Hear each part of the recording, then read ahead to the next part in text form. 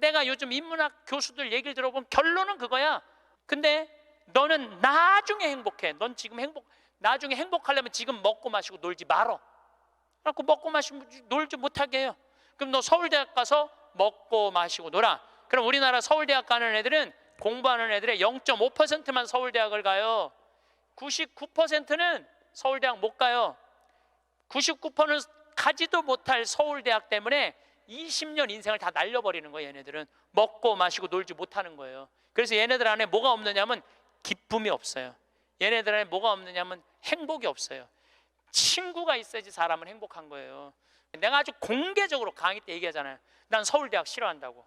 싫어해요. 저는 내가 서울대학 1년에 한 번씩 특강 꼭 가지만 그래도 싫어해요. 그래도 싫어해요. 예. 그래서 우리는 학벌을 따지지 않아. 직원 채용할 때 서울대학을 나왔든 유학을 갔다 왔든 이대를 나오든 연대를 나오든 일반 대학을 나오든 중학교를 나오든 고등학교를 나오든 초등학교를 나오든 첫 월급은 똑같아. 다 210만 원이에요. 아무리 잘났어도 210만 원, 아무리 못났어도 210만 원. 거기서부터 내가 평가하겠다는 거예요. 그리고 왜 내가 학벌을 따지지 않느냐 하면은 매주 띄우는데 뭐하러 서울대 졸업장이 필요해? 매주만 잘 띄우면 되지. 그렇지 않아요? 아니 매주가 서울대생만 보면 나 잘 떠야 되겠다 이래요? 나는 행복한 사람이 매주도 잘 띄우더라고 보니까. 그러면 60살서부터 120살은 행복하냐? 60살서부터 120살 나는 자식한테 바라는 거 하나도 없어. 나는 보상 심리가 없어. 이거 다 거짓말이에요. 자식한테 왜 바라는 게 없어요? 얼마나 많이 바라는데요. 자식이 용돈 안 갖다 주고 전화 안 하고 찾아오지 않으면 섭섭하다고 얘기합니다. 여기 있는 분들 다 그렇게 얘기해요. 얘기 안 하는 분들 거의 없다고 보면 돼요. 내 강의를 듣고 정말로 당신 스스로 갈비를 사 먹으러 간 할머니들이 나한테 편지 많이 해요. 또 찾아도 많이 와요. 신부님 말대로 내 돈으로 사 먹어보니까 인생이 바뀌더래요. 어떻게 바뀌느냐면 더 이상 자식 기다리지 않게 되더래요. 그리고 더 이상 원망하지 않게 되더래요. 더 이상 섭섭한 거 없더래요. 그냥 내 돈 갖고 내가 사 먹으면 되지. 대신 너는 나한테 재산 끝이야. 이렇게 딱 정리가 되고 나니까 너무 편안하더래요. 그리고 남은 인생은 내가 책임질 수 있겠다라는 자신감이 생기더래요. 그래서 너무 감사하다고, 너무너무 감사하다고. 우리 인간은 잘 죽으려면 잘 살아야 돼요. 잘 사는 사람이 죽을 때 행복하게 죽을 수 있습니다.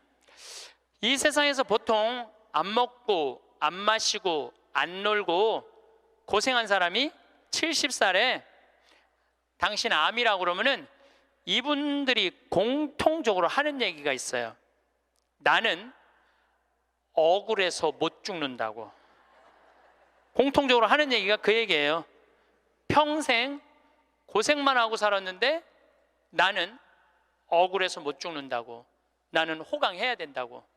이때부터 산삼을 캐와라, 좋은 의사를 대라, 다 소용없는 짓이에요. 그러니까 암 걸리기 전에, 당신 죽는다는 얘기하기 전에 이 삶을 만끽하고 삶의 기쁨 속에서 사실 필요가 있다는 겁니다. 그럼 우리나라 1살서부터 30살 행복하냐? 30살서부터 60살 행복하냐? 60살서부터 120살 행복하냐 이거예요. 제 얘기는 제가 왜 120살이라고 말씀드리느냐 하면 20년 전에 제가 강의할 때 앞으로 100세 시대 올 겁니다 라고 말씀드렸을 때 많은 할머니들이 이렇게 말했어요. 신부님 끔찍한 소리 하지 마세요. 무슨 100살을 살아요? 그런데 요즘 텔레비전에 100세 안보장, 100세 연금보장 나와요 안 나와요? 나오죠? 이런 거 나올 줄 꿈에도 몰랐을 거예요. 그럼 앞으로 20년 후에 텔레비전에서 100세 안보장, 100세 연금보장 나올까요? 20년 후에는 120세 안보장, 120세 연금보장 나오게 돼 있어요. 그렇다면 지금 60대신 분들은 앞으로 몇 년을 더 살아야 되느냐면은 60년을 더 살아야 돼요. 60년을. 아까 첫 시간에 제가 이런 말씀 드렸어요. 남편하고 자식들을 위해서 전부 바치지 말라고. 얼마만 바치라고? 반만 바치라고. 반은 누구를 위해서 남겨놔야 돼? 나를 위해서 남겨놔야 돼요. 내가 행복해야지 남편도 행복하고 자식도 행복한 거예요. 내가 불행한데 어떻게 남편하고 자식이 행복할 수 있습니까? 우리 부모님이 80 넘어 돌아가셨다. 한번 손 들어보세요. 80 넘어 돌아가셨다. 우리 부모, 이렇게 많아요. 부모님이 90 넘어 돌아가셨다. 손 들어보세요. 손 내리시고, 우리 부모님이 아직 90이 넘었는데 아직도 살아계시다. 손 들어보세요. 자, 혹시 우리 부모님 아니라 이모, 고모라도 100살이 넘은 사람이 있다. 한번 손 들어보세요. 거긴 몇 살이에요?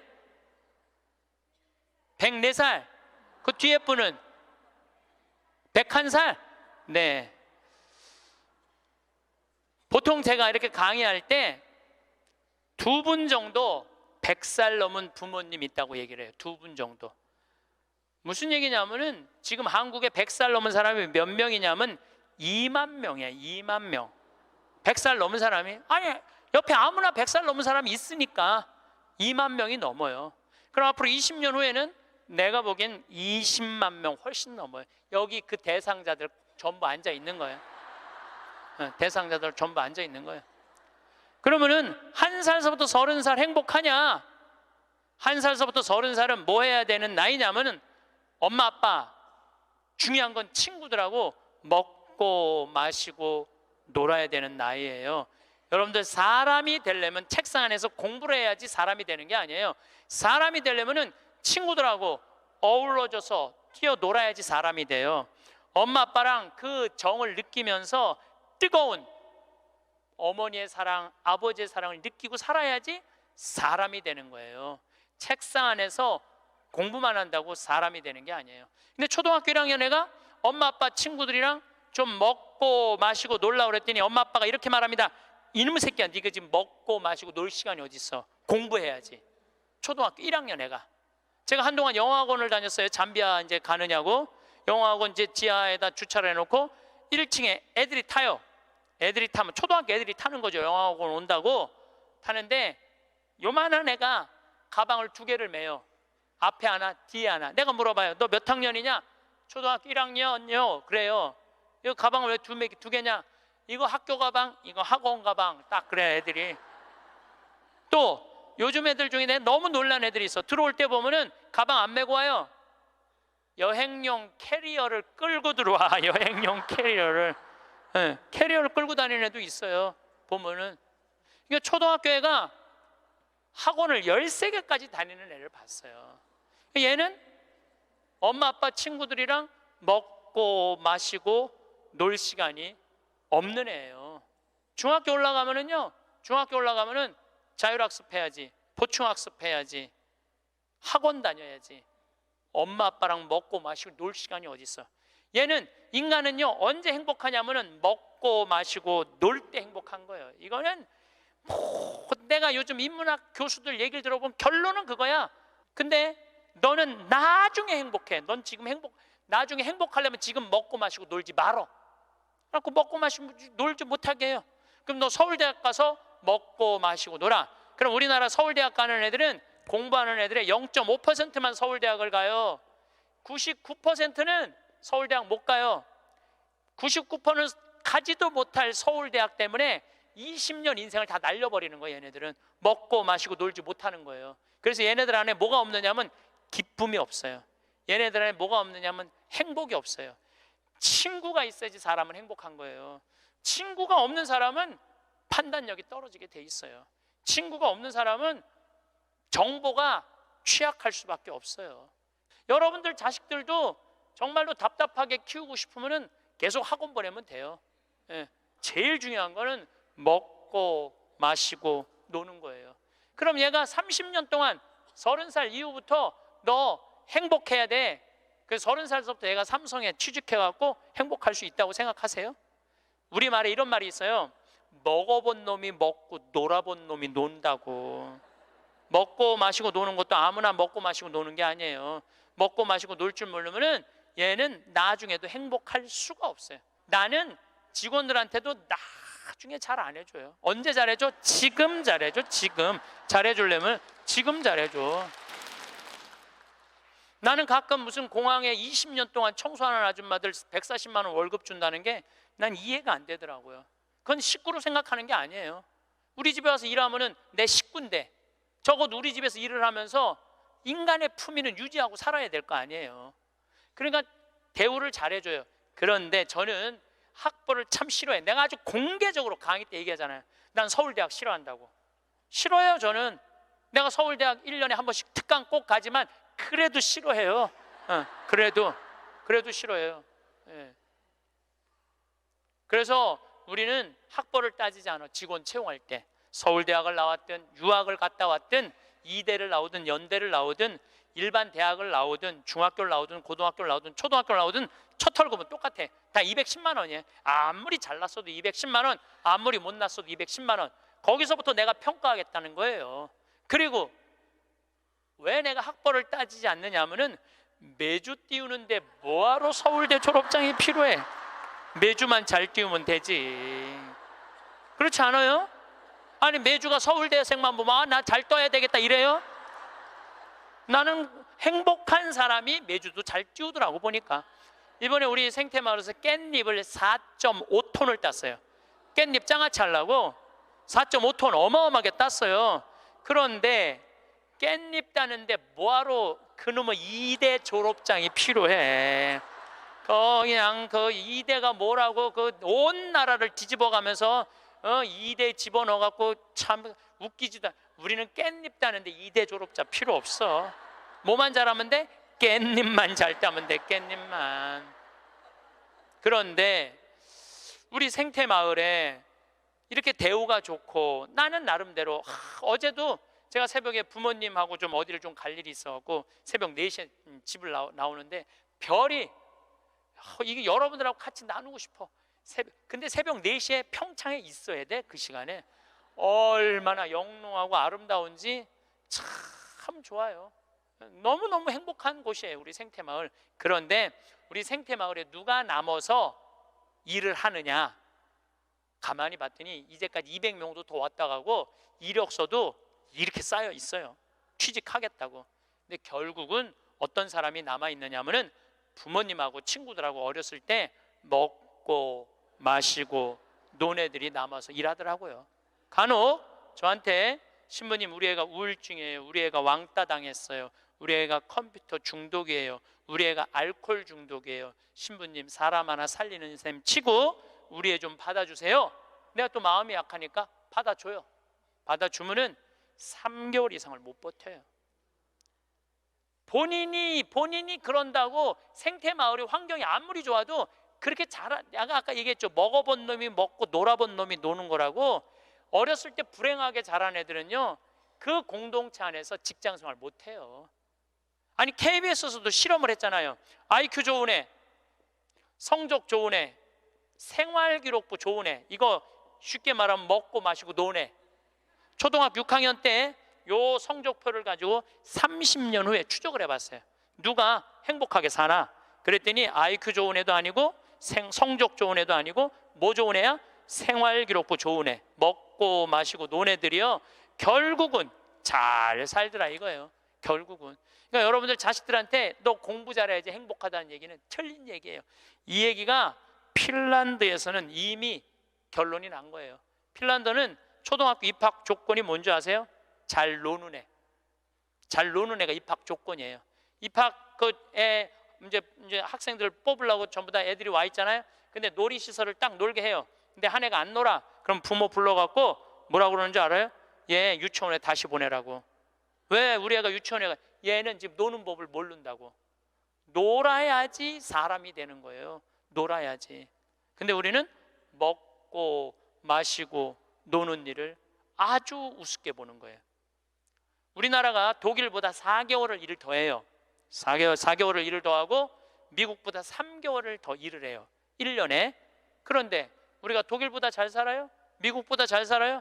그렇게 뼈 빠지게 일을 하는데도 일한다고 돈 버는 게 아니에요. 제가 아주 재미난 일이 있었어요. 신나는 일이죠. 잠비아에 이제 우리 치과 의사들이 이번에도 1,400명 환자를 봤어요. 안과 의사 2분, 치과 의사 9분이 환자를 1,400명을 봤어요. 일주일에. 어마어마하게 환자를 봤죠. 근데 이제 그 의사 4년째 나 따라다니는 의사가 나 가기 전에는 맨날 신부님 나 비행기에서 떨어져서 죽었으면 좋겠어요. 차가 와서 쳐서 죽었으면 좋겠어. 그랬던 의사예요. 근데 잠비아 봉사활동 가면서부터 사는 게 즐거운 거야. 내 걸 나누니까 자기 존재의 의미가 있는 거예요. 근데 이 의사가 참 돈을 많이 버는 의사예요. 그런데 왜 죽고 싶으냐? 건물은 큰 걸 사놓고 그 빚을 해대느냐고. 화장실 가는 게 아까웠고 물을 안 마셔. 오줌 누는 시간이 아까웠고 진료 시간이. 그러니까 사는 게 즐겁지 않은 거죠. 여러분들 인생에 정말 힘든 게 뭔지 아세요? 확장 이전이에요. 여러분들 괜히 아파트 20평에서 40평 넓혀가는 거, 장사 잘 되는 가게 10평에서 40평 넓혀가는 거 다 고통의 시작이야. 그냥 있는 데서 살아요. 뭐하러 확장 이전을 해. 행복하지 않았던 거야. 근데 잠비아를 떠나면서부터 사는 게 즐겁기 시작한 거예요. 그리고 내가 얘기했어요. 인생은 화장실도 안 가고 진료하는 게 인생이 아니야. 먹고 마시고 노는 게 인생이야. 제발 먹고 마시고 놀아. 그랬더니 그때부터 먹고 마시고 놀기 시작하는 거예요. 일주일에 이틀 과감하게 놀고 1년에 성지순례 10일 나 따라가고 뭐 성지순례 뭐 다른 데 또 가고 뭐 호주 의사들 같이 여행 다니고 1년에 40일을 놀아요. 40일을 무지하게 노는 거예요. 그러니까 그 조카가 이제 군대 갔다 와서 아르바이트 하면서 그렇게 노니까 이모한테 그렇게 물어보더래요. 이모, 이 치과 월급은 나오는 거야? 이렇게 물어보더래요. 그런데 내가 물어봤어요. 그렇게 먹고 마시고 놀면서 진료할 때랑 화장실도 안 가고 진료할 때랑 어느 때 돈을 더 많이 버느냐? 그랬더니 요즘이 훨씬 많이 번대요. 그리고 세무서에서 연락 왔대요. 돈이 너무 많이 벌려갖고 세무조사 나올 테니까 직원들하고 또 어디 놀러 가라고. 그래서 이제 다음 달에 어디 정동진인가 직원들 데리고 놀러 간대요. 여러분들 집에서 청승 떨고 아무것도 안 마시고 지립대 일만 한다고 돈이 벌려지는 게 아니에요. 먹고 마시고 놀 때 돈도 많이 벌리는 거예요. 우리 생태마을 요즘 다 망한다고 그러잖아요. 우리 생태마을은 작년에 매출액이 45억이었는데 올해 50억이야. 50억. 얼마나 뭐 청국장 가루 깻잎 많이 팔리는지 몰라요. 하루에 2천만 원씩 팔려. 하루에 2천만 원씩. 요즘 내가 사장인데 내가 사장이 뭐 할 것 같아? 맨날 먹고 마시고 노는 거야. 맨날 먹고 마시고 노는 거야. 직원들 줄 거 다 주고 아끼지 않아요. 줄 거 다 주고. 그리고 이제 하도 이제 우리 신자가 아니라 비신자들이 물건을 많이 사니까 이제 사업자 등록을 해서 세금도 내요. 제가. 그럼 우리 국장이 신부님 세금이 너무 많이 나는데 현금은 신고하지 않아도 된다는 거예요. 그런 게 어디 있어? 현금도 다 신고해. 현금도 다시 한 푼도 빼지 말고 다시. 야, 내가 신부로 사는데 왜 머리 복잡하게 살아? 그냥 있는 대로 보고하고 다 살아. 내가 세금 2억 내면은 국가가 그거 갖고 어려운 사람 도와주고 나라 돌아가는 거지. 그걸 그냥 이렇게 감추고 저렇게 감추다가 내가 가끔 우리 이제 세금 다 내요. 그래서 세금이 부담스럽더라고요. 그런데 텔레비전을 보면은 그 세금 떼어먹는다고 탈세한다고 대기업 총수들이 막 마스크 쓰고 막 휠체어 막 타고 막 침대에 누워서 막 들어왔다 나갔다 하는 거 보면서 내가 텔레비 보면서 한마디 해요. 내가 뭐라고 그러냐면 내고 살지. 아유, 내가 이렇게 말해요. 내고 살면 되지. 뭘 그렇게 돈이 많은데 그걸 그냥 돈을 아낀다고 나라 돈 빼먹어가면서 어려운 사람 나눠주는 거 빼먹어가면서 세금 내는 것도 내가 보기엔 자선이에요. 세금 내는 것도 국가가 잘 집행해야 되겠지만은 요즘 국회가 참 많이 싸우죠. 지치지도 않고 싸워. 내가 보기엔 야 어떻게 뭐 김정은이 지치지도 않고 핵 시설 실험하듯이 우리나라 국회의원들도 지치지도 않고 싸워. 그런데 여소야대가 돼갖고 협치한다고? 그것도 말도 안 되는 소리예요. 우리나라 국회의원들이 안 싸우는 날은 언제 안 싸우느냐면 초등학교 교육제도가 바뀌는 거예요. 초등학교 교육제도가 노는 걸로 바뀌는 거. 여러분들 우리는 자녀들한테 행복을 가르쳐야 돼. 자녀들한테. 근데 우리는 공부를 가르치고 있어. 애들한테 이 세상에 와갖고 행복한 걸 가르쳐야 되는데 공부를 가르치고 있어요. 이거 좀 생각해봐야 될 문제예요. 나는 자식들한테 행복을 가르쳤나, 공부를 가르쳤나? 한번 생각해봐요. 뭘 가르쳤어요? 공부 가르치지 않았어요? 행복을 가르쳐야죠. 왜 공부를 가르쳐요? 2006년에 우리나라가 1년에 10만 명씩 조기 유학을 보냈어요. 2006년에 그때 조기 유학 분부로서요. 얘네들이 딱 10년 지났어요. 결론이 나와 있어요. 지금 조기 유학 다 실패했어요. 90%가 다 실패했어요.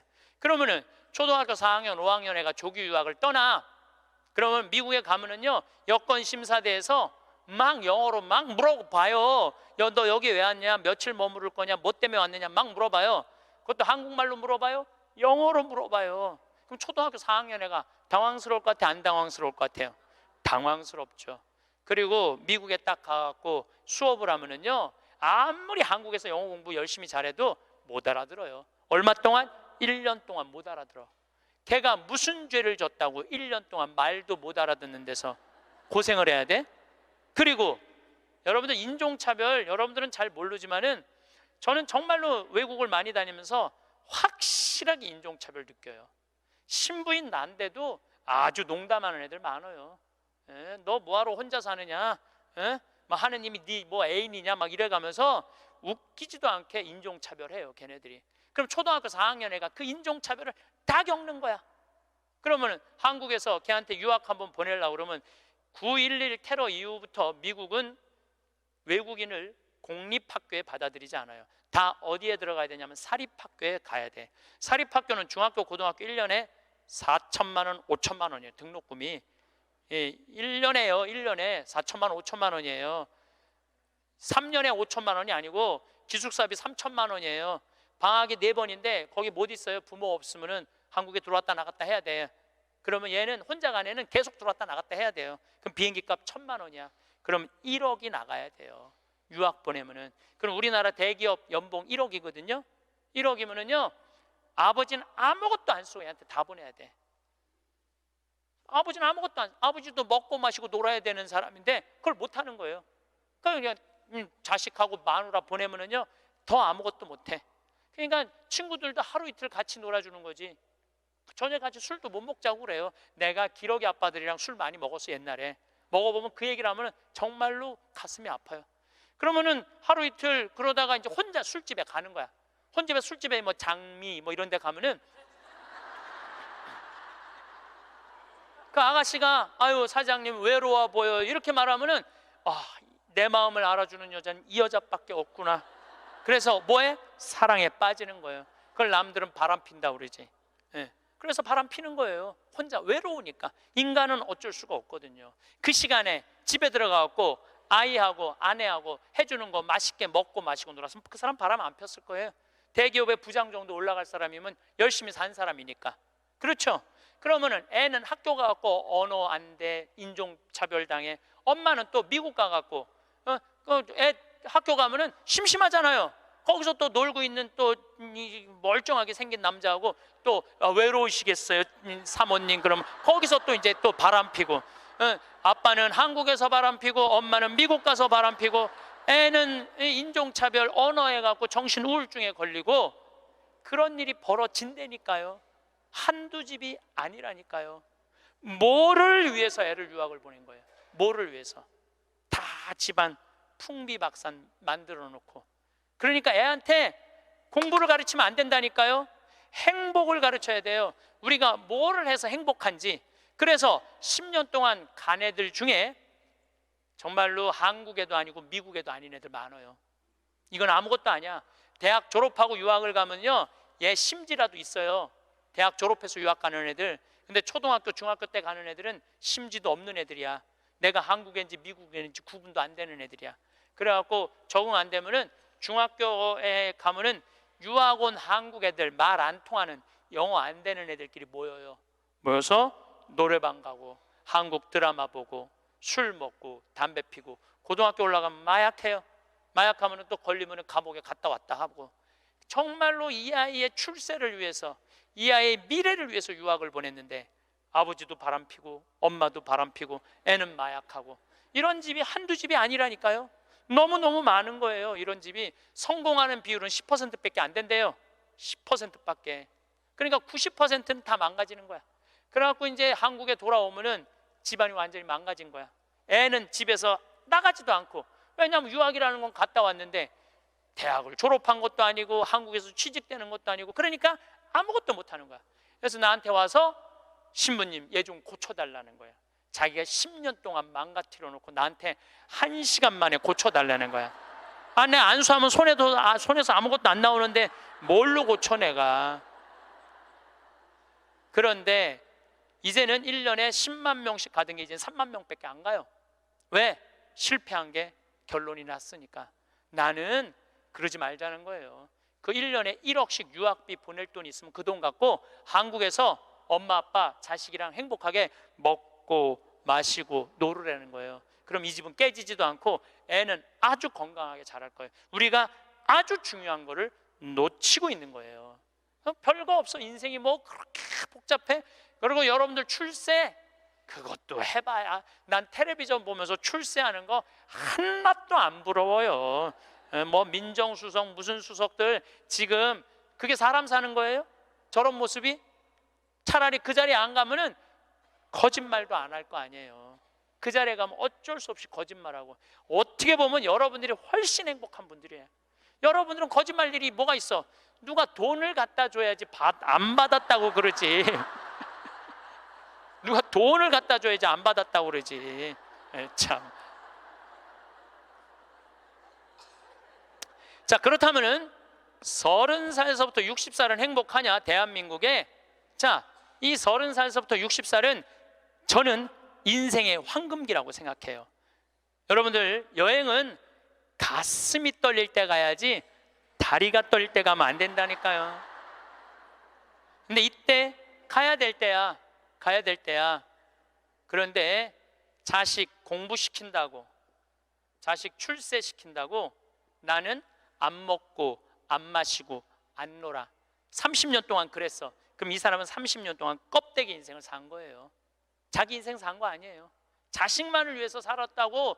나는 자식 하나 잘 되면은 엄마의 기쁨이라고 그러는데 그것도 옛날에 45, 46까지 살 때 얘기예요. 이제 여러분들 120살 살면은요 자식이 90이 돼버려요. 그 자식 출세하는 거 여러분들 행복하고는 아무 상관이 없어요. 70살, 80살 된 자식하고 90살, 100살 된 여러분들하고 아무 상관이 없어요. 어떤 아버지가 딸을 공부를 잘 가르쳐놨어. 서울대학을 졸업해하고 삼성에 취직을 했어. 근데 이 딸이 잘난 척하고 남자 알기를 우습게 알고 시집을 한 거고 혼자 사는 거야. 아버지는 딸이 시집 가갖고 손자도 좀 안겨주고 좋은데 시집 가갖고 자기 호강도 시켜주기를 바랬는데 이게 혼자 사는 거예요. 설날 왔어 딸이. 그래서 아버지가 한마디 해요. 너 뭐가 부족해서 시집 안 가고 혼자 살고 있느냐고. 제발 시집 좀 가라고. 네가 학벌이 부족하냐, 미모가 부족하냐, 뭐가 부족한데 시집을 안 가냐고. 그랬더니 딸이 아버지를 보고 한다는 소리가, 아버지 답답한 소리 하지 말라고. 요즘 시집 가는 게 얼마나 힘든 줄 알아요? 뭐가 힘들어? 넌 부족한 거 없어. 다 갈 수 있어. 그랬더니 아버지 한심한 소리 하지 말라고. 여러분들, 자식을 대통령 만들고 싶으면요, 자식을 출세시키고 싶으면 여러분들이 먼저 출세해야 돼요. 자식을 철들게 키우고 싶으면 누가 먼저 철이 들어야 돼? 여러분들이 먼저 철이 들어야 돼. 그런데 여러분들이 30살에서부터 60살까지 자식 출세만 바란다고 빈 껍데기로 30년을 살았어.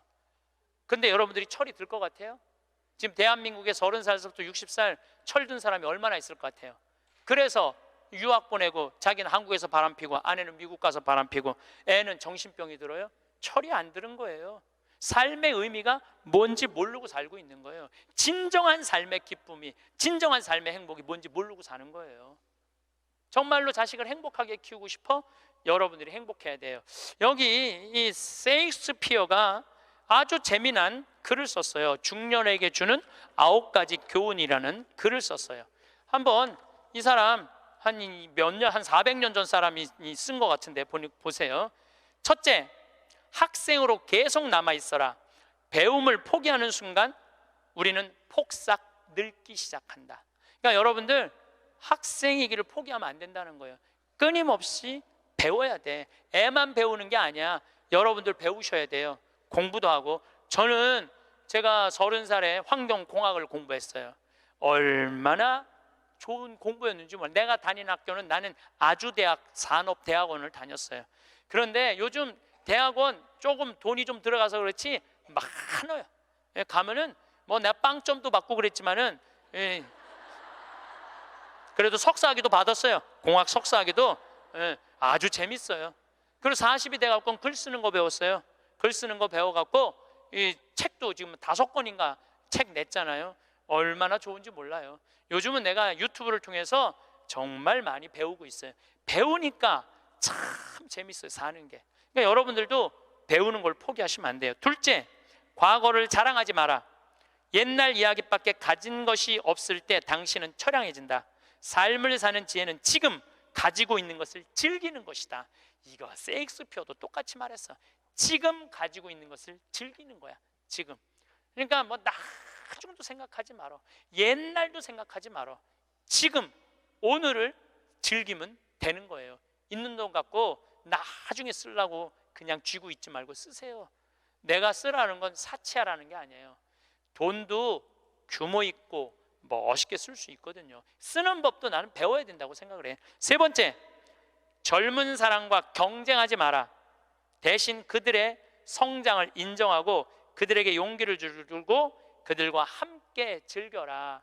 이것도 참 좋은 얘기 같아요. 그래서 나는 우리 여주에 우리 젊은 신부님들 계속 많이 초청하고 있어요. 함께 같이 하자고. 근데 참 젊은 신부들이 같이 있으면 참 좋아요. 저는 우리 생태마을의 부관장 모임을 한 달에 한 번 꼭 해요. 출신 부관장 신부님들, 그 신부들이 싫어할 수도 있지만은 한 달에 한 번 젊은 신부들을 모이면은 내가 모르는 것 너무너무 많이 알려줘요. 그들과 함께 즐길 수 있는 것만 해도 좋은 거죠. 넷째, 부탁받지 않는 충고는 굳이 하려고 마라. 늙은이의 기우와 잔소리로 오해받는다. 이것저것 챙겨나지 말라는 거예요. 우리 어머니가 그런 거 참 잘하는데 챙겨나지 말라는 거예요. 다섯째, 삶의 철학으로 삶을 철학으로 대체하지 말아라. 삶을 살아라는 얘기예요. 로미오가 한 말을 기억하라. 철학이 줄리엣을 만들 수 없다면 그런 철학은 지워버려라. 삶을, 현실을 살아라는 얘기예요. 괜히 개똥 철학하지 말고. 여섯째, 아름다움을 발견하고 즐겨라. 약간의 심미적 추구를 게을리하지 말아라. 그러니까 제가 이번 주 이선이 대전 공연이에요. 서울에 공연을 보니까 없더라고. 우리 평창은 대전이나 서울이나 거리가 똑같아. 그래서 이제 대전으로 가는데 점점 나이를 먹으면 먹을수록 공연도 많이 가요. 저는 여기 이 삼성 여기 뭐 스퀘어인가 여기 공연 많이 와요. 예술의 전당도 많이 와요. 많이 와야 1년에 많이 온다고 그래요. 1년에 2-3번이야. 그 2-3번이라도 공연을 즐길 수 있으면 삶이 굉장히 풍요로워지더라고요. 또 일곱째, 늙어가는 것을 불평하지 마라. 가엾어 보인다. 몇 번 들어주다 당신을 피하기 시작할 것이다. 나 늙은 거 자랑하지 말라는 거예요. 그것도 맞는 얘기 같아요. 늙은 거 누가 뭐 알아주기는 해요. 아무도 안 알아주죠. 나이 먹은 거 자랑 아니야, 내가 보기에는. 그리고 나이를 먹으려면 곱게 먹어야 돼. 나이값을 하고면서 늙어가야지. 나이값도 못하고 나이만 디립다 먹으면 그게 뭐가 자랑이에요. 여덟 번째, 젊은 사람에게 세상을 다 넘겨주지 말아라. 이건 뭐냐면 재산 주지 말라는 거예요. 그들에게 다 주는 순간 천덕꾸러기가 될 것이다. 여러분들 아까 제가 말씀드렸죠. 자식하고 남편한테 다 주지 말고 얼마만 주라고? 반만 주세요. 항상 오늘부터 마음도 반만 주세요. 다 주지 말고. 두 딸에게 배신당한 리어 왕처럼 춥고 배고픈 노년을 보내며 두 딸에게 죽게 될 것이다. 이 리어 왕이라는 이 셰익스피어 이 작품을 읽어보면 굉장히 재밌어요. 딸들한테 자기 왕권을 다 넘겨줘요. 왕권 넘겨준 딸 때문에 이 사람 죽어요. 왕이 결국은. 그러니까 여러분들도 자식들한테 다 넘겨주지 마세요. 여러분들의 인생을 사세요. 아직 여러분들 한참 남아있거든요. 아홉 번째, 죽음에 대해 자주 말하지 마라. 죽음보다 확실한 것은 없다. 인류 역사상 어떤 예외도 없었다. 확실히 오는 것을 일부러 맞으러 갈 필요는 없다. 삶을 탐닉해라. 그때까지 삶을 먹고 마시고 즐겨라, 이 얘기예요. 먹고 마시고 즐겨라. 우리는 살기 위해 여기에 왔노라. 즐겁게 살라고 여기에 온 거란 얘기예요. 그러니까 이 30부터 60까지 여러분들은 나는 자식을 위해서 아무것도 안 한다, 이런 생각하지 말라는 거예요. 내 삶을 살아가라는 거예요. 그러면 60살서부터 120살은 행복하냐? 60살서부터 120살 나는 자식한테 바라는 거 하나도 없어. 나는 보상 심리가 없어. 이거 다 거짓말이에요. 자식한테 왜 바라는 게 없어요? 얼마나 많이 바라는데요. 자식이 용돈 안 갖다 주고 전화 안 하고 찾아오지 않으면 섭섭하다고 얘기합니다. 여기 있는 분들 다 그렇게 얘기해요. 얘기 안 하는 분들 거의 없다고 보면 돼요. 그런데 여러분들 60살서부터 120살까지 어떻게 자식이 60년 동안 효도를 할 수가 있어요? 그게 가능하다고 얘기 들어, 그런 생각 드세요? 나는 60년 동안 효도 받아 먹을 거야. 60살서부터 120살까지. 이거는 있을 수 없는 얘기예요. 그리고 늙어서 자식이 효도하면 행복하고 자식이 효도하지 않으면 불행하고. 왜? 늙어서 행복을 자식한테 떠넘겨. 그냥 내가 행복하면 안 돼요? 왜 자식한테 그거 힘든 걸 넘겨요? 그리고 여러분들 자식들 중에 여러분들 집에 태어나고 싶어서 태어난 놈은 한 놈도 없어요. 여러분들이 좋아서 난 거지. 그러니까 뭘로 끝내야 되냐면 키운 걸로 끝내야 돼. 그런데 보상 심리가 있어요. 내 자식이 의사야. 그러면 내 주머니에 돈이 1,000만 원 있어도 이 할머니 절대 너 돈으로 가서 안 사 먹어. 뭐라고 그러냐면 왜 내가 내 돈 주고 사 먹어? 잘난 의사 있는데. 나는 의사 아들이 와서 사줄 때까지 나는 기다릴 거야. 기다려. 1년이고 2년이고 기다려. 의사 아들이 와서 사줄 때까지. 근데 여러분들 자식이 무슨 무당이야? 막 수술하다가 엄마가 오늘 갈비 먹고 싶어 하네. 내가 가서 갈비 사줘야지. 전화해요. 엄마, 내가 막 수술하다가 생각이 나는데 엄마 오늘 갈비 먹고 싶었지? 내가 오늘 가서 사줄게 라고 전화하는 자식은 대한민국에 단 한 명도 없습니다. 지금 70, 80된 나 갈비 먹고 싶은 거 누구만 알아? 나만 알아요. 여러분들 이걸 아셔야 돼요. 여러분들은 자식 생각밖에 없지만 자식은 여러분들 생각 없어요. 그건 확실합니다. 왜냐면 이게 실험의 결과가 나왔어요. 어떤 실험을 했느냐면 요즘은 사랑의 감정을 촬영할 수 있대요.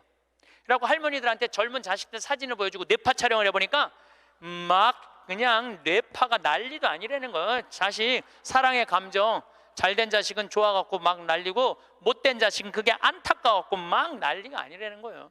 그러니까 여러분들은 지금 자식 보면은 뇌가 막 진동을 해. 사랑의 감정이. 그런데 자식한테 늙은 엄마 사진을 보여주고 뇌파 촬영을 해보니까 아무 반응이 안 일어나는데. 내가 이거 KBS에서 봐서 KBS에서 의사들이 실험하는 거를. 그러니까 여러분들은 자식 생각하는 거하고 자식이 여러분들 생각하는 거하고는 이건 차원이 달라요. 차원이. 정말 생각 없어요. 저도 어머니 아버지 86, 84살이에요. 그런데 내가 막 신부됐을 때 어머니 60이었을 때 어머니가 그랬어. 늙으면 죽어야 된다고. 그때 이제 효도할 때가 됐는데 죽으면 안 되지. 그래갖고 어머니 아버지 모시고 파리, 로마, 이스라엘, 베이징, 우리나라 금강산, 백두산, 우리나라 좋대는데 온천 다 모시고 다녔어요. 왜 모시고 다녔느냐 하면 죽는다니까. 빨리 보여줘야 될 거 아니야. 죽기 전에 5년 동안. 근데 요즘은 어머니가 늙으면 죽어야 돼 그 소리 하면 막 화가 나요. 왜 화가 나냐면 그 얘기한 지 24년이 지났어. 24년. 죽을 기미가 안 보여요. 요즘 어떻게 잘 드셔서 그런지 완전히 얼굴이 새색시 같아. 새색시. 얼마나 이쁜지 몰라. 그러니 죽겠어요? 안 죽어요. 그럼 24년을 내가 효도를 할 것 같아요? 5년 하고 끝났어요. 나도 5년 하고. 요즘은 나 강의 막 다니다 보면 한 달 동안 한 번도 생각 안 할 때 있어요. 한 번도. 근데 어머니는 아침에 일어나고 제일 먼저 나 위해서 묵주기도 20단 한대요. 하루 종일 아들 생각하는 거지. 집에 가보면 온통 내 사진이야. 그냥 온통 내 사진. 그런데 놀라운 건 우리 사제관은 어머니 아버지 사진 하나도 없어요. 하나도. 그런데 나만 그렇겠어요? 여러분들 자식들 먹고 살기 바쁜데 생각 안 해요. 그러니까 이제 내 인생의 주인공은 누구라고 생각하면 돼? 나라고 생각하면 돼. 그러니까 내가 지금 갈비 먹고 싶은 거 누구만 알아? 나만 알아. 그럼 누가 사줘야 돼? 내가 사줘야 돼. 누구 돈으로? 내 돈으로. 무슨 돈으로? 집 잡혀서 사줘야 돼요. 집 잡혀서. 그런데 우리나라 노인이 지금 700만 명이에요. 65세 이상이. 그러면은 부부가 산다고 하면 350만 세대죠. 350만 세대 중에 집 잡혀서 주택연금으로 사는 세대는 3만 5천 세대에 지금.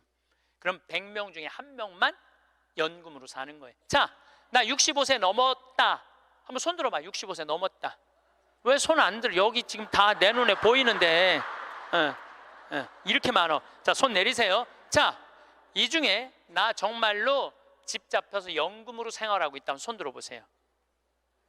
지금 한 분, 두 분, 그러니까 제 말이 세 분, 네 분, 제 말이 맞아요. 지금 여기 한 1000여 분 있는데 거의 100명 중에 1명만 집을.